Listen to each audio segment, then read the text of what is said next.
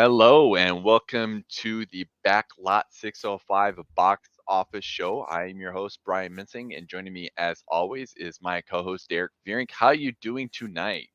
Doing great, Brian. You? Not too bad. It's been a not a super eventful in terms of what we've got going on for movies this weekend here, but enough that it's enough worth talking about for this weekend. And clearly, obviously, your T-shirt was purposely planned for that specifically, as Yes. to what the big thing we're talking about this weekend is. Yeah. Yeah, So we're talking about the Batman. yeah, not a Batman, not someone's Batman, but the Batman. And the Batman comes in at number one. The new Matt Reeves directed Robert Pattinson, the dude from Twilight, as our Bruce Wayne Batman, comes in at number one, $128.5 million this weekend. Which this, if memory serves me correctly, is about where you were expecting, but if I remember correctly, is Uh, this a little bit lower than what you were kind of expecting for the holiday? Or not the It, holiday, it but for this weekend. well, when a Batman movie opens, it should be a national holiday. We should just admit that. Um, I'm okay with that. so yeah, last week I made the bold prediction that this movie would get to $150 million, and clearly this is a way short of that, but it is still a very respectable opening. Mhm. It's the second biggest opening at the box office since the start of the pandemic. The first, of course, being Spider-Man: No Way Home. Yep. So the fact that it's gotten that far, again, uh, given the 3 hour runtime on a movie like this, Mhm. still at least a lot of people showed up. I mean, granted, I thought maybe it would kind of surprise out of the gate, but I think the corollary to this is that basically has no competition at the box office for pretty much the entire month of March. So Right. it's going to have legs. I think part of it I in like keywords that you've brought up and whatnot, I do think that part of this definitely stems into the 3 hour runtime because just I mean, Hmm. even just hypothetically, if it was two and a half, half, half, half, you can get another screening in for a day kind of thing, get another 200 seats, for example, Yep. of sold tickets and whatnot. I definitely think the runtime definitely has a whole lot to say about this, but no, I think you're absolutely correct.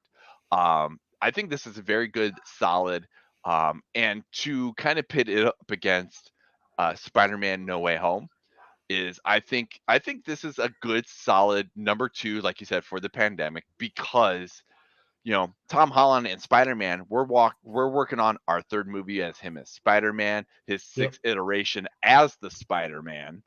Yes. This is Robert Pattinson's first foray into the superhero genre. His taking on the cowl that has been it's a heavy burden to bear, if you will. Just as much as Tom Holland, I think, had a lot of big shoes to fill for the sake of Spider-Man. I think these are bigger shoes to fill. Hmm. So even at 128, I still think this is a very good number one weekend for him. Yeah, and we have to admit as well, Spider-Man: No Way Home was kind of like a once in a generation event with the Yeah. whole we have Toby and we have Andrew back. That's Hmm. increasing the hype. The Batman was never going to approach that much hype. The other Right. factor I think we have to take into play is a lot's been made about how this is one of the darker Batman movies. Hmm. With a vibe in line with like the David Fincher serial killer type movies, Yeah. while still crammed within the PG-13 rating, which means there are still going to be some kids that show up for it. Hmm. But it's definitely not as family friendly as a Tom Holland Spider-Man movie. That So is very true. And one of the things I will say in watching this movie, this might be the first time, and you can correct me if I'm wrong, but is this not the first time we've actually seen a demasked Bruce Wayne where he's actually got the black makeup on his face to make his eyes look like his cowl? that's Like very much the case because I remember Batman Returns where they rip off his mask and they go from Batman dark looking like eyes. Batman to Michael Keaton without dark eyes for some reason. Hmm. Heaven forbid the continuity for that. So you're Right. definitely probably right. It's one, and I actually the my only like takeaway from it, and I find more humor than anything, is like the Foley artist that they hired for this movie to do the when Batman walks into a room or when Batman is walking in a room, it's like they got the Boom. Foley artist from Jurassic Park and be like, this is how I need Batman to sound. Like I'm expecting the glass of water to rumble every time Batman takes a step. Yeah, I mean that's the one. Obviously, you saw it in Cinemark XD to get Hmm. that full experience. I have not seen it there yet, but given what I've been hearing, about people reacting to the sound mix in the higher end theaters, that's probably Hmm. what's going to get me out for a rewatch in there just to experience, For that as sure. well as the Batmobile engine and all that fun stuff. Oh yeah, the roar of that, the old school method of what the Batmobile is. I genuinely think this is if anybody thought that this might be a bad Batman movie, I personally myself, I'm sorry to say is I thoroughly enjoyed it. I think Robert Pattinson definitely has the legs to continue this franchise, at least for to get him his quote unquote trilogy, like a Christian Bale, trilogy and whatnot. So Yep. I definitely look forward to seeing what's gonna come next, especially when we get towards how this movie ends. But that's a whole different thing. Yeah. Yeah. That's for the Patreon folks. So That is for the Patreon folks. All right. And so you did bring up here is that we wanted to quick kind of gloss over a little bit of the Batman weekends and whatnot. Derek and I will be going over more of the top 10 yep. of the Batman movies tomorrow. So definitely tune in for that. But I mean, just to kind of give you as for I mean, opening weekends again, this isn't too bad in terms of in retrospect, but like I look at again, when I look at these numbers here right now, that you've got The Dark Knight Rises and The Dark Knight at number 2 and number 3 out of this top 5 for Batman themed movies. The first thing I immediately think of is kind of what I said to Tom Holland and Spider-Man is we don't have Batman Begins on here, which was Christian Bale's entry Yep. into Batman, but knowing where we went from there, we've got The Dark Knight and The Dark Knight Rises. So this is where I definitely would use these numbers and say, hey, what Robert Pattinson did opening weekend, what Matt Reeves did for opening weekend of this version of Batman. I would be curious to see if we once we get that next one, where's it going to fall on this list? Because I bet it's going to trump itself from this weekend. Oh yeah, absolutely. I mean, I bet there's even the case that can be made of, could it be a contender for number one based upon the hints that that end of the movie gives in terms of where it's going to go. I Hmm. think it's got a lot of potential. Again, this is a movie that I think is, much like how Batman Begins fared, where it did okay at the box office when it opened, but video really helped it out and helped build the momentum so that by the time we Yep. got the news of, okay, the sequel's happening and Heath Ledger is the Joker, that just built the hype. And I think the same will probably happen with the Batman when it gets its sequel. So, Yes. I'm waiting for the Batman Returns. No. So what I do kind of find a little quick and fascinating about this is that in order to get to a top tier of these of the five that we have on this list, it took two solid base characters of Batman and Superman to take number one. Um, and actually, I'm not gonna lie, I thought Joker did better than this, but obviously and clearly I was wrong. But I also didn't see Joker in. Did I? I did see Joker in the theater. I couldn't even remember if I did. wow. I Right? was I was kind of amazed you almost thought, oh, that was, did Brian skip a comic book movie in theaters? Oh boy. That'd have been No. crazy. But Joker also had very long legs, like basically opened at the beginning of October, Hmm. carried all the way through the end of the year, even had a little bit of an award season bump because of all the momentum about Joaquin potentially winning Best Actors. So it had a lot of legs. I'll say that. Yeah, definitely. All right. So once we go past the whole talk of Batman, which again, more tomorrow, we go into our number two slot of Uncharted, taking a 52% drop, $11 million in its third week. And you and I have said this here before. 52% drop from 1 week, from week, isn't unusual. The fact that we have a movie such as a Batman in the theaters and whatnot, I'm actually surprised this didn't take a bigger hit, but maybe that's part of this is a little bit of that counter programming to the hey, I don't want to go see the the packed house of a Batman movie. I can at least go see an action movie that is Uncharted. Yeah, I mean, this movie was going to take a hit because, again, the past 2 weeks it had all the IMAX and large format screens Hmm. all to itself. So when the Batman takes it out of those theaters, it's going to lose those premium prices as part of that. So, Hmm. I mean, we have to keep in mind. I mean, again, it as of Sunday of this weekend, it crossed $100 million, which again is very good, and it's still got a bunch of gas in the tank. It's going to be in the top five here through the end of March easily. So again, I'm not worried about it. It's going to make a cool 125, Yeah, $130 million final when all is said and done, which again is going to be good enough for Sony to say, "Yep, we will do a sequel and we'll yeah. try again." Well, and that's where, and you made mention about like losing like the XD and the large format theaters and whatnot, which is why I'm actually, when I make the comment about like 52% is a pretty decent, I say that's actually a very positive and a good return, because I expected that number to actually be a bigger dip because of losing those large format screens to the Yeah. Batman. So the fact that for me there was only 52%, I think actually does say a lot for it. Yeah, and we'll probably see the better effect of that next weekend because we'll probably have a much smaller weekend to weekend drop because of Hmm. that. So, again, it's going to have some momentum. I mean, Tom Holland kind of can do no wrong at the box office. So, at least at this point in time. I was gonna So, say he hasn't hit that drug induced. No, I'm just kidding. Uh, all right, now we go from Uncharted into our number three spot of Channing Tatum's Dog, coming in at $6 million.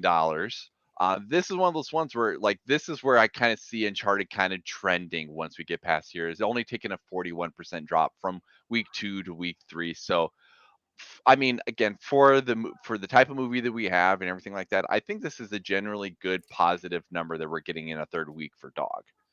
yeah, I mean, again, this is unique in this space because it's not a movie that's based on existing property. I mean, Hmm. it's a movie that basically has to bank on, here's Channing Tatum as a star again. He's with a dog. People love animals. It's got very basic, selling material for it. And that's why I think it's kind of more impressive that it is doing the way that it's doing at the box office because, Hmm. you know, we don't see movies like this in, the top five ranks anymore that are just kind of original movies. Right. Yeah, and I did pull up just out of sake of curiosity here. On a $15 million budget, it's going to do fine and whatnot, Yep. And it's not the kind of movie where the studio is expecting, well, if Dog does well, here comes Dog 2.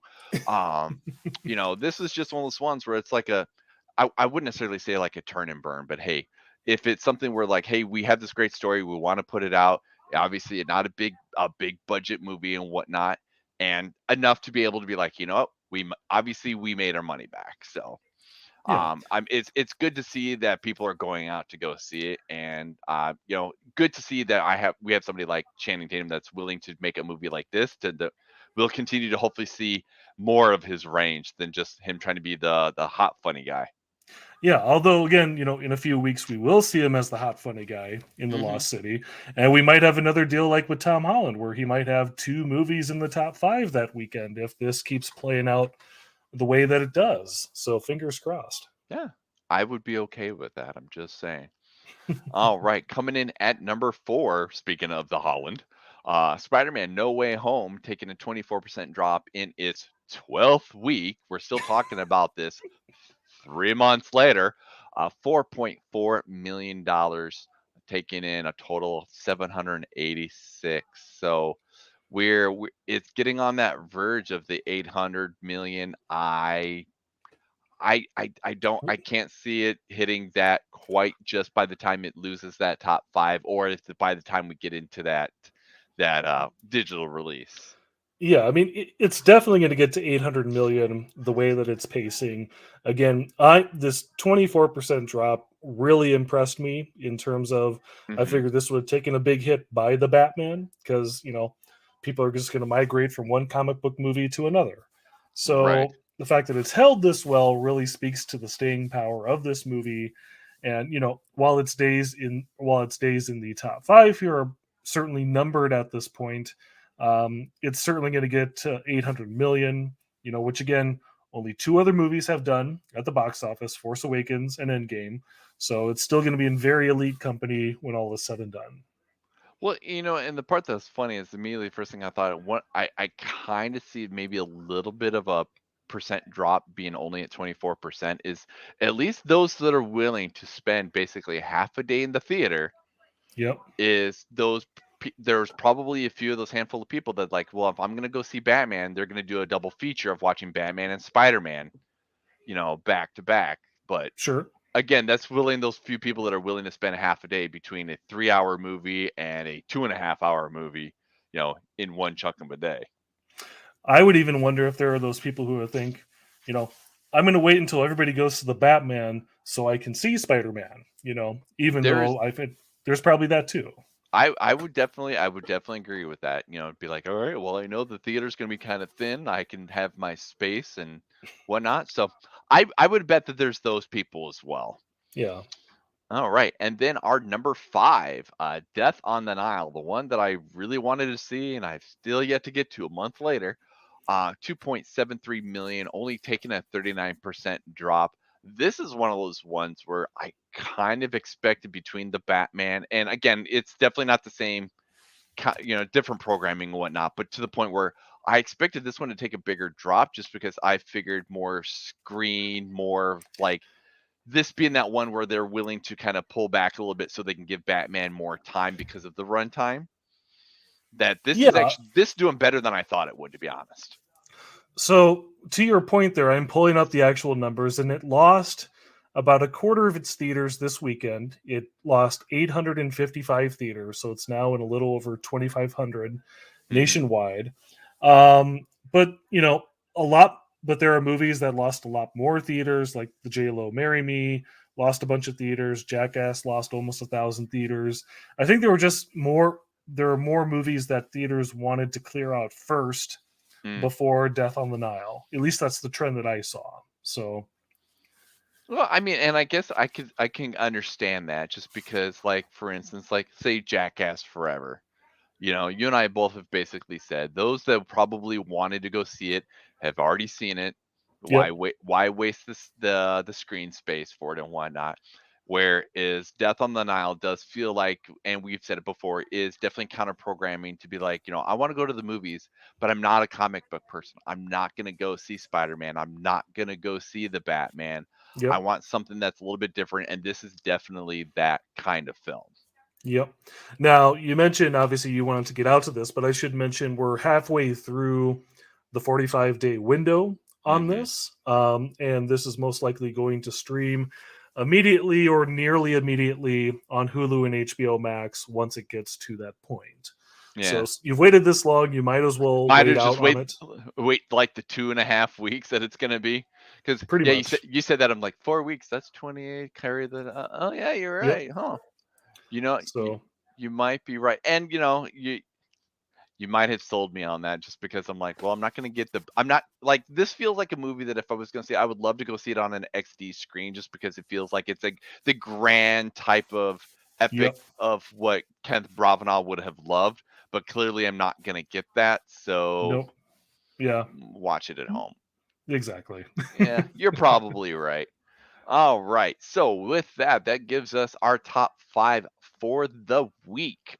The Batman coming in at $128.5 million.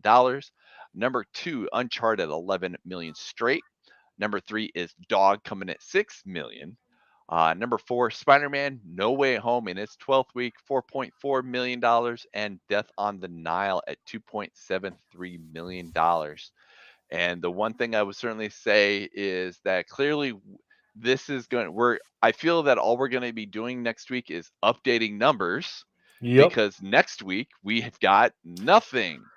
Yeah. Now, Which granted, this. I'm not surprised, to be honest. I'm not surprised. People are going to be like, I'm not going to try to compete with the Batman. Well, here's the deal. You might recall this coming weekend, March 11th, was supposed to be the weekend that Disney and Pixar were supposed to open Turning Red into That's right. theaters. That's right. But then in January, they decided they were going to move it straight to Disney Plus, and I had kind of hoped that one of the studios might have just thrown some sort of bone to theaters, like we'll just put this movie in that weekend since we are going to be the only new movie coming out. Mm-hmm. And clearly, all the studios were scared enough by the Batman, where they decided not to do that. So this weekend's going to be empty. There's a lot of smaller titles that are building up for release on the 18th, but yeah, it's going to basically be like how much of a drop does the Batman hold? How closer does Spider-Man get to 800 million? Mm-hmm. All that sort of stuff. So yeah, fair warning for next weekend. And be like, what are we going to talk about? Same thing we talked about this weekend. You know, part of me, I understand because the Batman it was going to be that whirlwind force that people were, other studios were going to be like, there's no way we can compete with it. Yep. And part of me feels like somebody like the 600-pound gorilla that is Disney be like, you know what, let's throw Turning Red out there. Is there going to be overlap? Absolutely, there's going to be overlap, but there's going to be so many like we've said before. The last kids movie, basically that animated movie that's been out was Sing 2, and that was 2 months ago at this point. Yep. And it's like I agree with you. It's like I don't see why Disney's just on like what we should have just left Turning Red, in theaters and whatnot. But if they feel that they would have been cannibalized by Batman, okay, Mm, fine. But it really, would have it would have done fine. I think Turning Red would have been like one of the few of these ones that have been moved or turned around, or whatever the case is, that left this weekend. Like that's like the only one that I think actually would have had the legs to Yep. not. It wouldn't have beat Batman. We No, clearly know no, it would not beat Batman, but it clearly would have had the legs to be able to go, I can stand with Batman and exactly. be, and take out. Hell, it probably would have taken out Uncharted, to be honest. Easily. Oh yeah, easily. All right. So that has been our box office for this week. Be sure to check us out every week as we discuss the numbers. If you want to follow us on social media, be sure to check us out on Facebook, Twitter, Instagram, and Letterboxd HQ, all at Backlot 605. If you want to hear the podcast and what we've got going on there, you can check us out on Apple, Spotify, Google, Stitcher, Amazon, and you can check out our pretty faces on YouTube. If you want to help support the show and get additional content, you can check us out on patreon.com/backlot605. Any other fun things that we should tell everybody there, Derek? Yeah, so this week on the Backlot Universe, on Wednesday, the main episode will drop where you guys talk about Tim Burton's Batman 89 with Mm-hmm. our friend Andy Heller of Fat Dude Dig Flicks. The next episode up on your Patreon is for the aforementioned The Batman. Looking forward to that discussion. In this week, I'll be publishing the Coming Soon article where we'll talk about Turning Red and Netflix's Ryan Reynolds movie, The Adam Project, and whatever else is coming our way. So plenty of stuff there still for in the movie world, even though it's not coming to theaters.